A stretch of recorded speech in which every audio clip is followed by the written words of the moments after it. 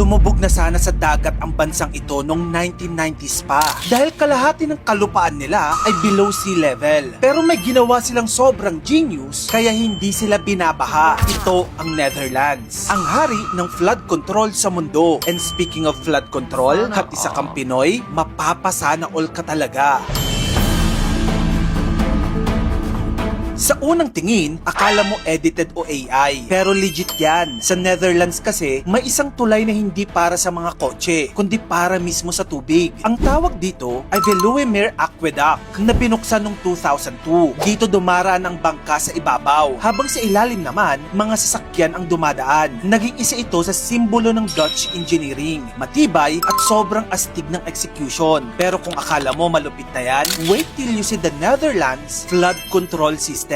Alam mo kasi halos kalahati ng Netherlands, literal mas mababa pa sa dagat. Kung walang flood control, matagal na silang lunod. Pero dahil matalino sila, ginawa nilang best friend ang tubig. Hindi lang basta takot sa baha, inaral nila kung paano i-control at i-harness ito. Pagkatapos ng deadly North Sea flood noong 1953 na pumatay ng napakaraming tao, nagising ang Netherlands. Dito pinanganak ang Delta Works, isang series of dams, dikes, at storm surge barriers. Sa sobrang genius ng pagkakagawa dito, tinawag itong one of the 7 wonders of the modern world. Ang engineering nito parang galing sci-fi, pero totoong buhay. Para bang sinabi nila sa dagat, hanggang dyan ka lang ha, bawal lumampas. Ang isa sa projects ng Delta Works ay ang Astla Deck, isang seawall na 32 kilometers ang haba. Parang Quezon City hanggang Bulacan na yan. Ang Netherlands ay nag-construct ng napakahabang pader sa gitna ng dagat. At hindi lang basta pader ha, ginawa nilang highway ito sa ibabaw. Ibig sabihin, habang nagbabiyahe ka sakay ng kotse, sa ilalim mo, tinitigil ang dagat para lamunin ang kanilang lupa. Dahil dito, ang dating saltwater bay, ginawa nilang freshwater lake na, kontrolado at ligtas. Kung sa Pilipinas, emergency style tayo gaya ng plastic drums at prayers bago umulan, sila 32 kilometers na concrete seawall na tumatagal ng daang-daang taon. Ganoon kalupit mag-isip ang mga Dutch. Pero kung may bida sa lahat ng flood control projects nila, ito yon, ang Maasland Carrying, isang giant storm surge barrier na parang higanting pinto ng dagat. Automatic siya nagsasara kapag may banta ng storm surge papasok ng Rotterdam, isa sa pinakamalaking port sa mundo. Isipin mo, parang version nila ng automatic gate. Pero hindi para sa subdivision yan ha, kundi para sa buong dagat. Built in the 1990s, hanggang ngayon, isa yan sa pinaka-advanced na flood defense system sa buong planeta. Imaginein mo na lang na may ganyan tayo sa Metro Manila. Saan kaya magandang itayo yan? Hindi lang pader at pump ang laban ng Netherlands. May real-time monitoring systems din sila, satellite data at hydrological modeling para mapredict ang galaw ng tubig. At ang pinaka-mind-blowing, hindi nila tinatratong kaaway ang tubig. Instead, they live with water. May mga floating houses, water plazas na nagiging park kapag tuyo pero reservoir kapag umuulan. Kaya ang Netherlands, hindi lang flood-proof, kundi climate resilient din. Ang tanong,